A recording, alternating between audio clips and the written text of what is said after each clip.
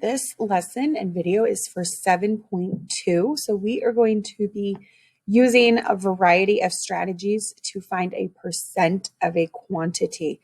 So the past few days, we've been working on finding the percent when we're given the information. This time we're going to work backwards and we're going to be given the percent and we need to figure out what the numbers were. So let's start with the task. So if you have not already completed, your Spark. So if you haven't completed your Spark already, will you please pause the video and give that a try and then come back and see a couple ways that I have thought about this problem. So in this Spark, it tells us that Marcus completed 3 out of 4 passes. So we know Marcus did 3 out of 4. So I'm just going to write down some information. Marcus did 3 out of 4. So this is what he completed. This is his total here.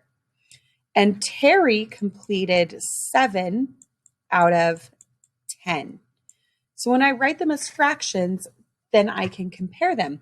So it wants to know who has a better record of successful pass attempts. So one thing I could do is we could make equivalent fractions here and turn them into common denominators. So I know that the least common denominator of 4 and 10 is 20. They both go into 20. 10 goes into 22 times. So 7 times 2 is 14. So these equal each other. To get from 4 to 20, I times by 5. So 3 times 5 is 15. So I can see that Marcus, if they both would have done 20 passes, Marcus and kept that same rate, Marcus would have done 15 and Terry would have only done 14. So when we're thinking about ratios, they really are just another way of writing fractions. So let's think about this another way. Let's go ahead and turn these into decimals. So I know Marcus did 3 out of 4. So notice my numerator goes inside, even if it's smaller, and I can add a decimal and a couple zeros here. So I know 4 can't go into 3, but it goes into 37 times. 4 times 7 is 28. Then there's 2 left over, bring down my 0, and that goes in there 5 times. So this also equals 0.75, 75 hundredths. And then Terry had 7 divided by 10. Remember, the numerator always goes in. The denominator is what we're dividing by. So 10 goes into, can't go into 7, but it goes into 77 times. So this one equals 0.7. I can even add the 0 here because there's still 0. If I finish this problem, here's 70. And 0 left over, bring down a 0. 10 goes into 0, 0 times. 7 tenths, 0 hundredths, either way, they're the same thing. And I can see that 75 hundredths is bigger than 70. So I want to talk about one other way. So we're going to do 100 times 75. So 1 times 75 is 75. We have these 2 zeros here. Then when I look at my problem, I have 2 decimal places. So I'm going to move this over 2 decimal places. So this equals 75%. So moving your decimal back 2 places will also tell you the percent. So we're timesing by 100, which means we're moving our decimal back 2 places equals 70%. So I can still see that 75% is more than 70. So in 3 different ways, I have proved that Marcus is completing more passes if they continue at the same rate.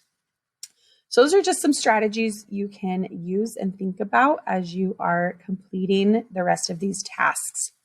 So let's look at task 1 today. So task 1 asks, what is 32% of 25? So a couple of questions to think about here is first, what is 32% representing? So we know we have 32, and if you remember, the word percent means out of 100. The ratio for a percent is always going to be over 100. So 32% is 32 out of 100.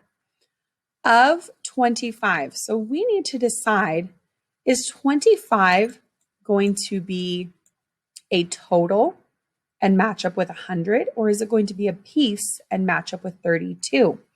So 32% of 25.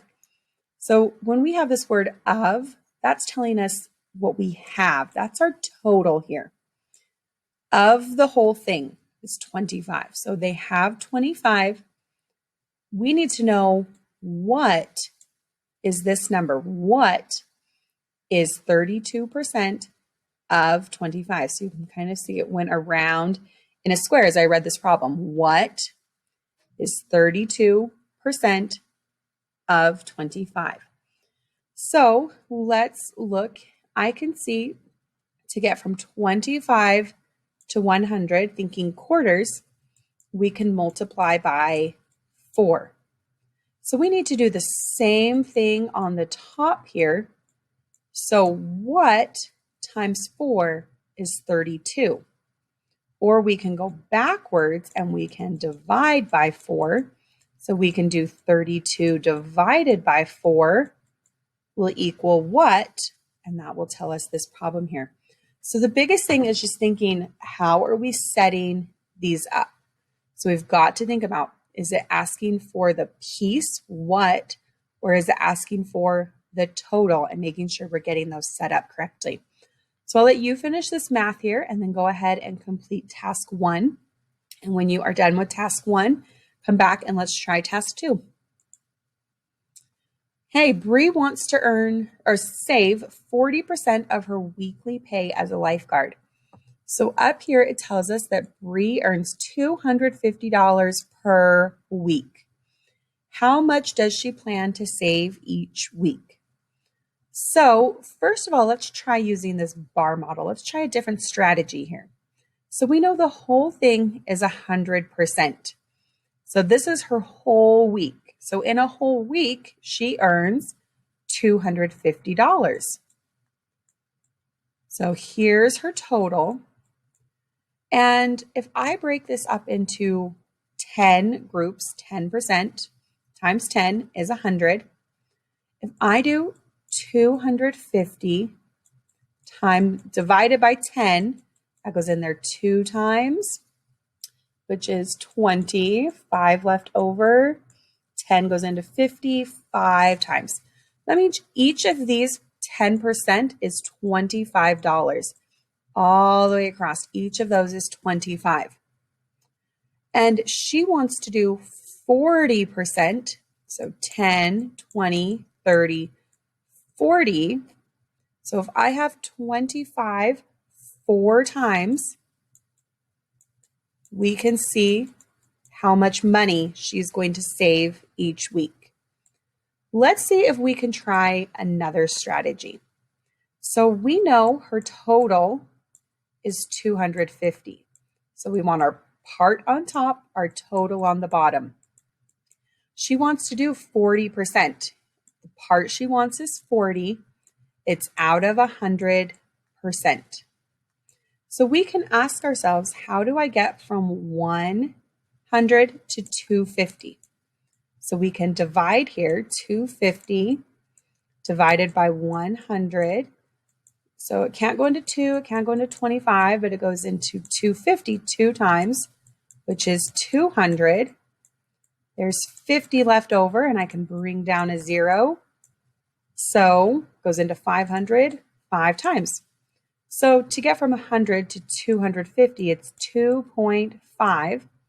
So if I do 40 times 2.5, this number and this number should be the same thing. So let's try it out. So 4 times 20, or 5 is 20. 4 times 2 is 8, 9, 10. So she wants to save $100 every week. Let's try. If we do 40, I'm going to times it by 2.5. So bring down my 0. 4 times that is 20. 4 times 2 is 8, 9, 10. With 1 decimal place is 100.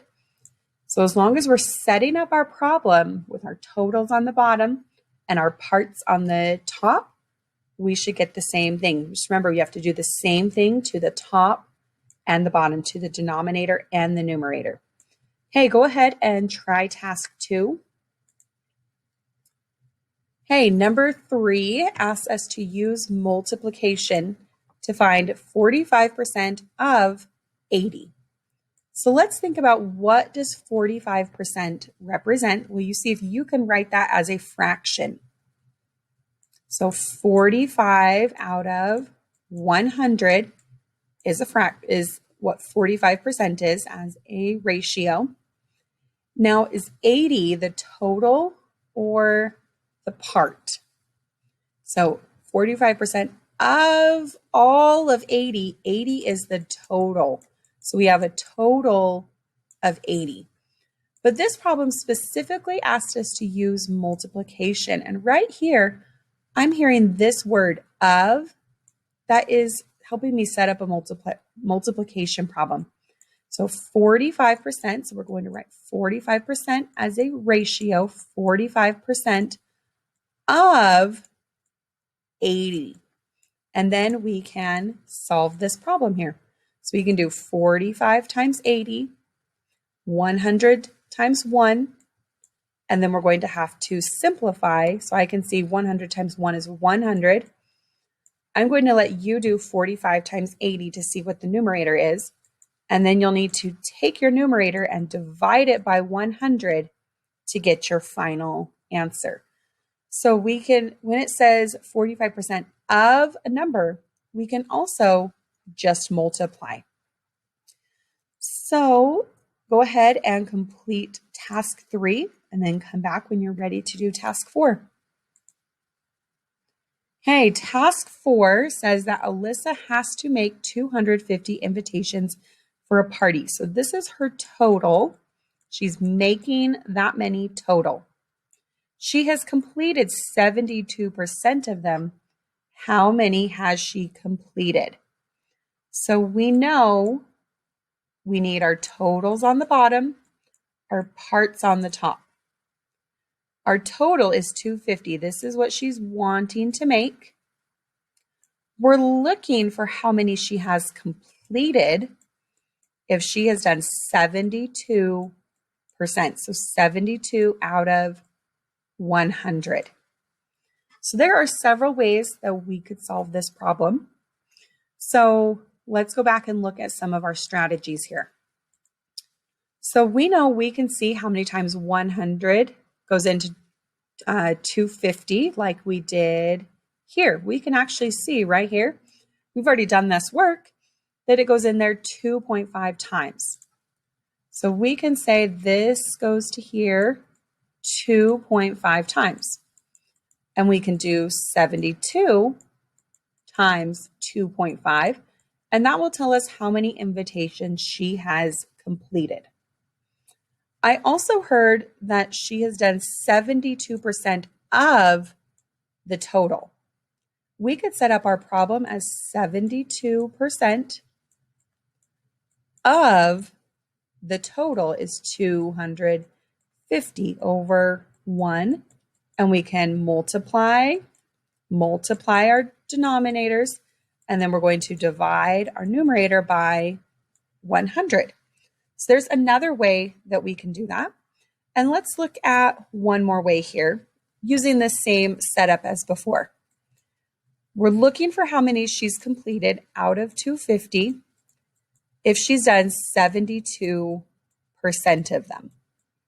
So it's set up the same way, totals on the bottom, pieces on the top. I want to get the completed number all by itself. So I need to do the opposite of divide by 250, which is to times by 250. So that cancels out. And now I need to do that to the other side here. So notice we're doing the same problem here, 250 times 72. And then we're going to divide by 100.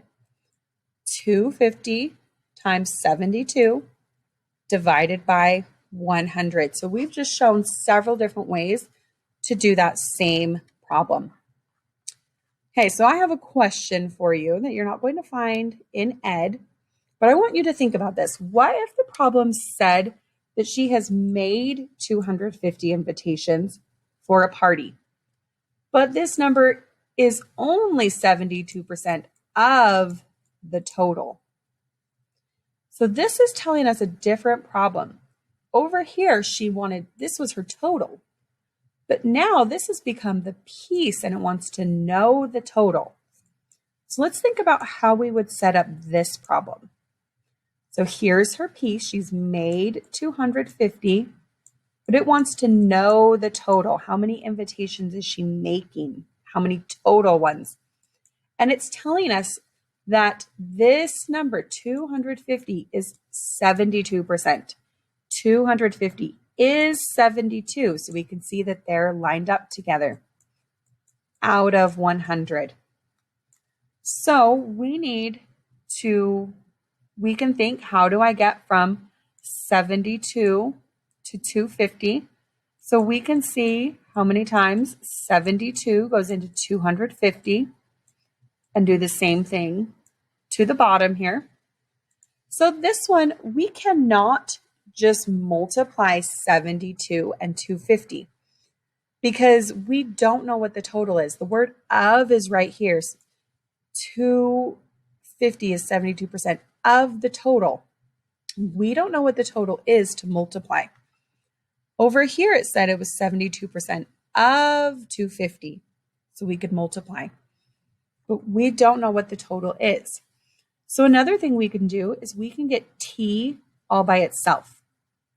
So let me set this up one more time. So she's made 250, but we want to know the total. We have 72% done. She needs to get 100% done. I want to get T by itself. So first, I can do the opposite of divide by T, which is 2 times by T, which cancels it out. And do it over here as well, times T.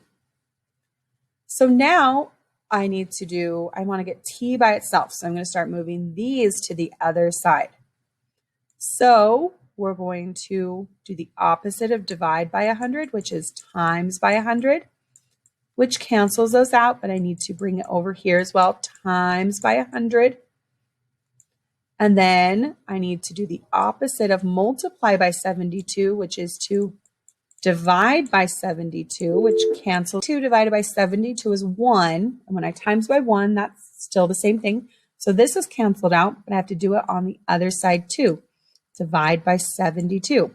So 100 times 250. So we can see here. So we can see 100 times 250 here divided by 72. 100 times 250 divided by 72. So that crisscross divide strategy, this is what we're doing, is we're getting T all by itself.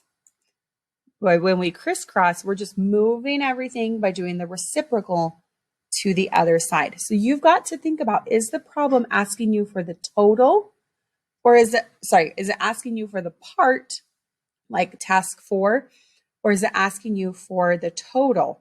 Depending on what it is, you've got to set up your problems in different ways. Okay, go ahead and complete task 4 and then come back when you are, well, actually, that's all. Just kidding, don't come back. So let me know if you need any more help completing your tasks today.